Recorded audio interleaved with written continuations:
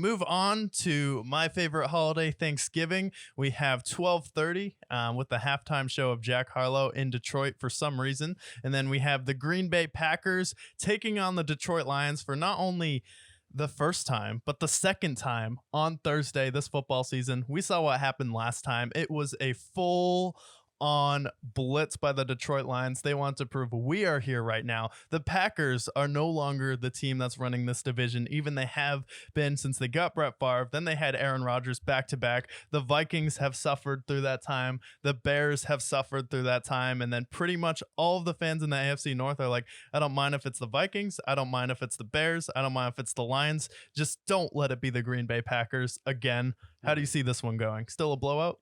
Oh, yeah. I watched this game last time they played, and I think, the Packers, maybe they figured out a little bit more on offense because they got, I believe in a thing called love, and Romeo, though out there, Romeo Dobbs. But at the same time, the Lions defense, I think, has improved even more from when they faced last time.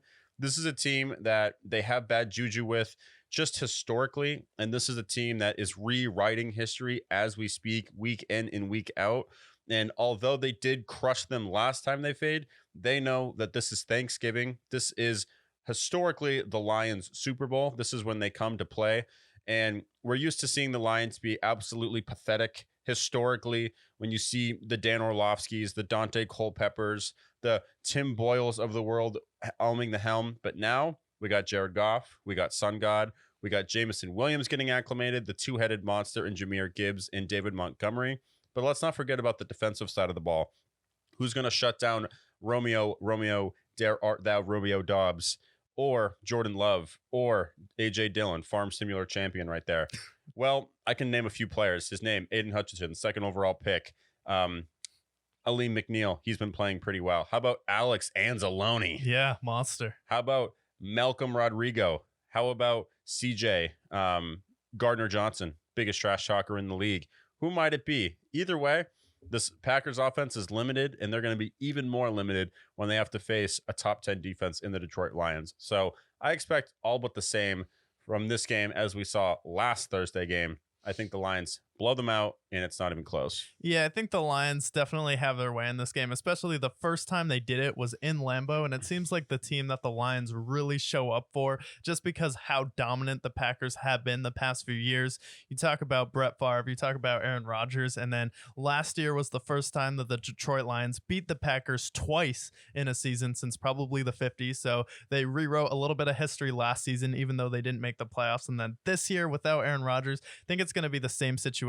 I just think the coaching matchup of Matt LaFleur and Dan Campbell is pretty much going to go to Dan Campbell week in and week out every single time. And I know you just had a battle with Brandon Staley, but that's Brandon Staley. And then the week before that was Kenny Pickett being very underwhelming with Matt Canada. That rift coming to a head this week with the Steelers firing Matt Canada. So while the Packers have looked better the past few weeks, just look a little bit closer about the teams that they've been facing. Steelers were falling apart to the point where they fire Matt Canada. That comes to a head. And then the Chargers are just the Chargers, man. They're always going to be in a one-possession game and inevitably lose because their head coach isn't even more useful than ChatGPT at this point.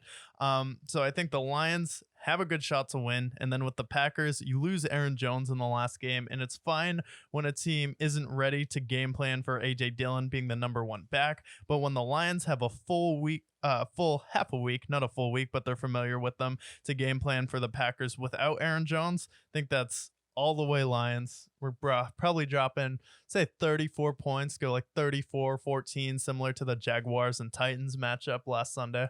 Yeah, it's the same idea for me. I mean, I think that they're going to get a few takeaways too. Jordan Love has been playing some clean football of the last few weeks. However, he hasn't had to deal with the pressure that the Lions bring week in and week out. And this last time, they couldn't move the ball whatsoever, and I don't think that changes either. So I think a 34-14 score is more than fair for those two teams.